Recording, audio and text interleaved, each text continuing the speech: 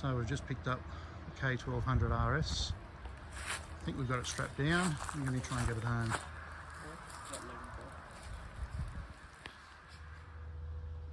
Righto, been home 5 minutes. I was very sluggish when I got it off the trailer and tried to ride down the driveway. The front tyre was 18 psi. I think the recommended pressure is 38. Pumped it up to 38. Checked the back and it was 15. But in pumping it, it should be 42. I think it's recommended. In pumping that up, snapped the valve off. Now I thought the valves looked pretty perished before. There it is. It's so perished it just broke. So tyres are really good, or seem to be good. I will get a new valve on that. So I've already pulled that wheel off, turned it into BMW hovercraft, and that'll be the first big job. There's a whole heap of little bits and pieces. So these grips work. Not aesthetically, they certainly don't, but they give you something to hold on to. So they'll be getting changed. I have no idea what's going on down here. Now I did do a quick check. It has been a repairable write-off back in 2010. It was written off, but it was a repairable write-off, and it's had some things done to it, and it's been re-registered. It's run out of rego in the last 12 months, so I'm relatively confident that I can get it registered. I'll get these little things fixed up. So I've been looking at this. I have no idea in what world that is a satisfactory foot peg, so I will get that one, and the opposite side is just as bad. Interestingly, the side stand has this interesting steel contraption. I'm not sure if that's standard. It certainly doesn't look like it. I know they had a leg out here to try and help leverage the foot stand down, but it just does not look standard. But anyway, even if I take that off and paint it, it'll look better. Lots of little bits and pieces need doing. This valve cover, the paint's all cracked. I don't think the cover is cracked, but it's the paint. You can see it, paint bubbling there. So in time, I'll probably pull that valve cover off and just give it a new coat of paint so it looks neat and tidy. But the engine seems good. There's no leaks. It seems to be running okay. There's a bit of brake fluid around that rear caliper. I noticed that when I pulled that back wheel off, so we'll have a tidy up there. There's a few little scratches. It's a 24-year-old bike. It's going to have something. There's a few little nicks and scratches on there. It's missing a connector here, just to hold that on. I haven't pulled the sheepskin cover off the seat. The guy said the seat was in good nick. My suspicion is it's possibly cracked, but I'll leave the sheepskin cover on for at least now. It's the least of my worries. I will get a new lens for that indicator. Now the bulb isn't even working at the moment, so it could be bigger than just a lens problem. So I need to try and get this bulb working first, and then I'll order some lenses.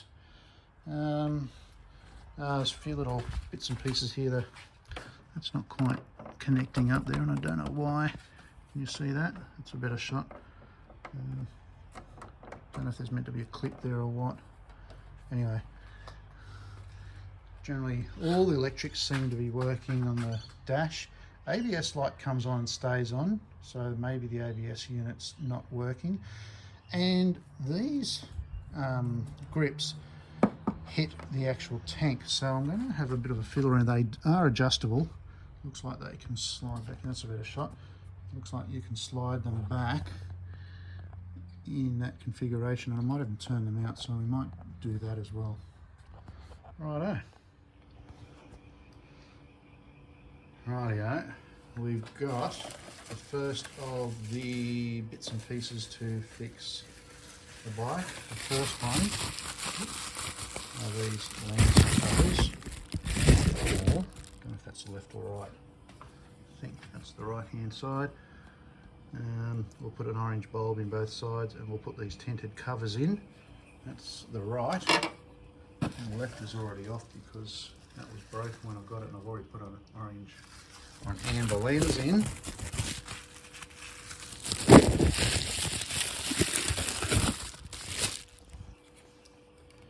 There's the lens. Let's just see if I think that'll look pretty good. We'll give that a try. Come back in a minute. Hello, there's the covers on. Turn the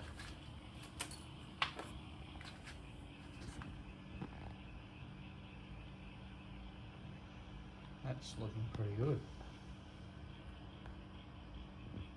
Pretty happy with that. So that's the indicator lens removed from the bike. You can see a new smoked lens in there. But the way it connects is through these basket type connectors onto a ball connector on the bike, and they're all broken off.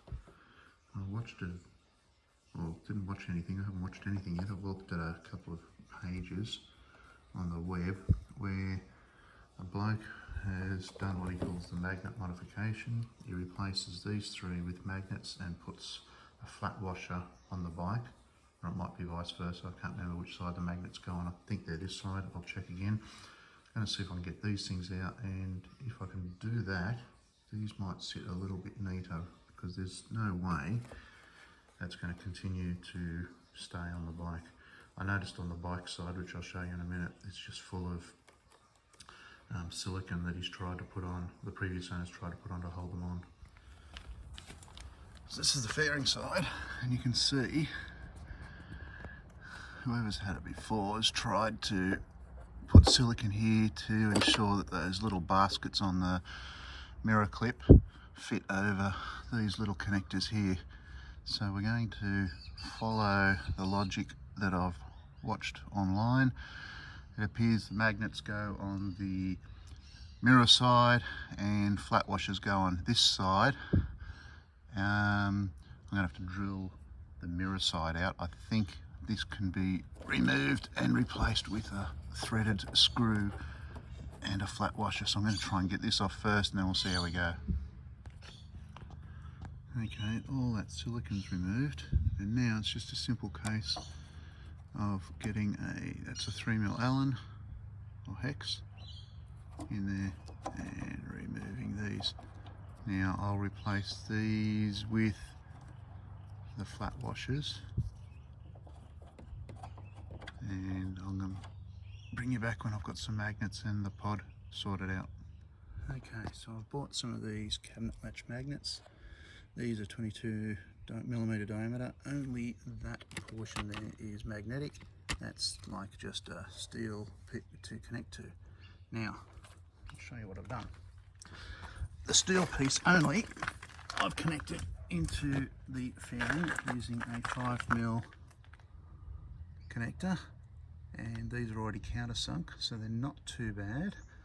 And then I've pulled the pod apart so you can see you'll need to get at least the pod cover. So on this one, this is the hardest to get to. That's the magnet. Same 5mm connector, again countersunk, and I've just put a washer on the back to spread the load. Don't crack that plastic. Now the other two sit in the housing of the pod, so I'll get them on and we'll have a look at how they come up. So that's all three mounted. I'll probably put a bit of Loctite on them, but I'm just getting it to the stage where I can check it, make sure it connects properly. Once I know that, I might pull them out, put a bit of Loctite on and put them in more permanently. Now I'll move on to the magnet side. So when it's all done, that's what it should look like. 3 magnets on that, and that should line up with those 3. I'll give it a go and put it on. I probably won't be able to video it being put on, but we'll see how we go. Now I should have mentioned you have to drill those tulip clips out, so you'll have to drill through there. They sort of sit like that. Everything spins as you're going. I held it with a pair of needle nose pliers with one hand, drilled it with the other, but once you've done that, it should all be good. Now, just to show you how easy this is, I haven't put the lens cover on yet, but There's the magnets. I've wired it up. Connect the 3 magnets. 1, 2, 3. Click. Alright, next job is to remove these hideous homemade pegs and replace with these. Nothing special, but they'll just look a heap better than that rubbish.